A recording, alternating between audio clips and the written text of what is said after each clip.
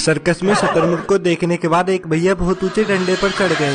उसके बाद उन्होंने वहां चढ़कर अलग अलग तरह से अपने स्टंट दिखाए।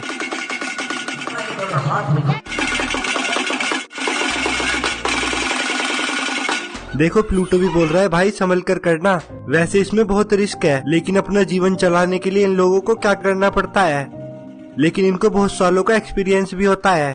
और आप ये देखो प्लूटो कितनी गौर से देख रहा है।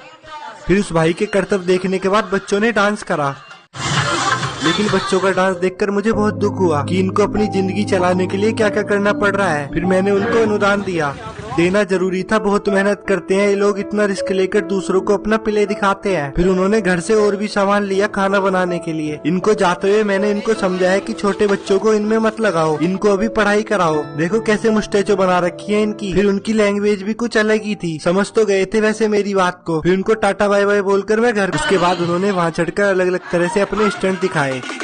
सर्कस में शुतुरमुर्ग को देखने के बाद एक भैया बहुत ऊंचे डंडे पर चढ़ गए। उसके बाद उन्होंने वहां चढ़कर अलग अलग तरह से अपने स्टंट दिखाए।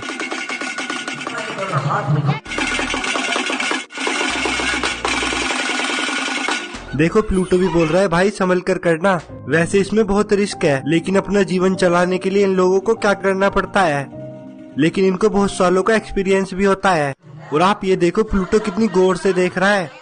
फिर उस भाई के करतब देखने के बाद बच्चों ने डांस करा, लेकिन बच्चों का डांस देखकर मुझे बहुत दुख हुआ कि इनको अपनी जिंदगी चलाने के लिए क्या क्या करना पड़ रहा है। फिर मैंने उनको अनुदान दिया, देना जरूरी था। बहुत मेहनत करते हैं ये लोग, इतना रिस्क लेकर दूसरों को अपना प्ले दिखाते हैं। फिर उन्होंने घर से और भी सामान लिया खाना बनाने के लिए। इनको जाते हुए मैंने इनको समझाया कि छोटे बच्चों को इनमें मत लगाओ, इनको अभी पढ़ाई कराओ। देखो कैसे मुस्टैचो बना रखी है इनकी। फिर उनकी लैंग्वेज भी कुछ अलग ही थी, समझ तो गए थे वैसे मेरी बात को। फिर उनको टाटा बाय बाय बोलकर मैं घर को